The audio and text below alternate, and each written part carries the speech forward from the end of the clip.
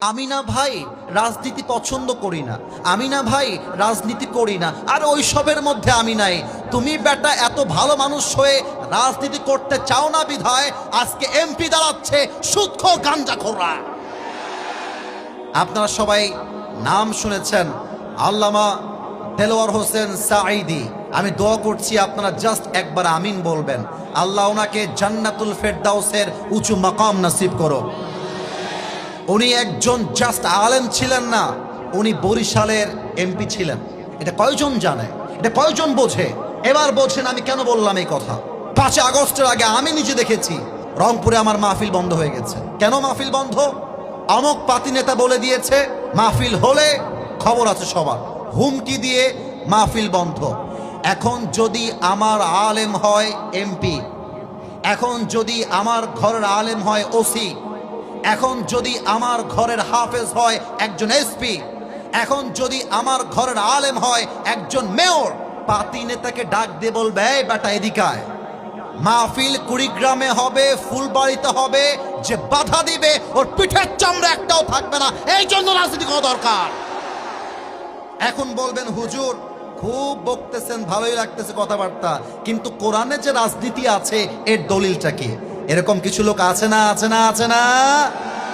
আমি আয়াত তেলাওয়াত করছি, ভালো করে বুঝবেন। আমি আয়াতটা জাস্ট দলিল হিসেবে দিচ্ছি। আউযু বিল্লাহি মিনাশ শাইতানির রাজীম।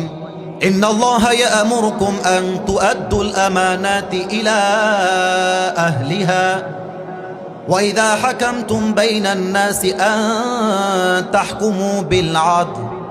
Allah says in this ayah, give people back what they deserve in their lives.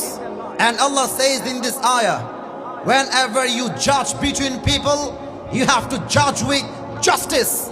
Allah বলছে শোনো, যখন তোমরা বিচার করবে ইনসাফের বিচার করবে, যখন তোমরা বিচার করবে তোমরা জাস্টিস পূর্ণ বিচার করবে। এবং আল্লাহ বলছেন যে যা পায় তাকে তা বুঝিয়ে দেওয়া, এটার নামে ইসলাম। ঠিক কিনা বলেন? আচ্ছা, এই আয়াতের সাথে রাজনীতির সম্পর্ক কি? এই আয়াতের সাথে পার্লামেন্টের সম্পর্ক কি? আমি একটু বুঝাই দেই। আগে প্রশ্ন করি, আগামীর সংসদ কোরআন দিয়ে চলবে, এটা কি চাই নাকি চাই না? এটা রেকর্ড হচ্ছে ক্যামেরায়, এভাবে আওয়াজ দিয়ে বললে হবে না। আগামীর পার্লামেন্টে কোরআন চাই কি চাই না?